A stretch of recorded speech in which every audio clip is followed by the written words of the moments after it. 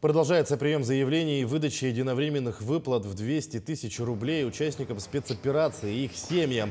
Заявление можно подать через систему МФЦ и портал госуслуг. Данную поддержку могут получить члены семей, призванных в период частичной мобилизации, принимавших и в данное время участвующих в спецоперации. Также такая выплата назначается и добровольцам. Документы проверяют в течение 10 дней после подачи. А если они получены через МФЦ, прибавляется еще 3 рабочих дня.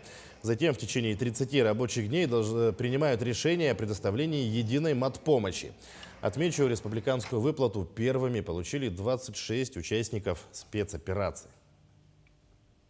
Когда выезжали, мы вообще об этом не знали. О денежной выплате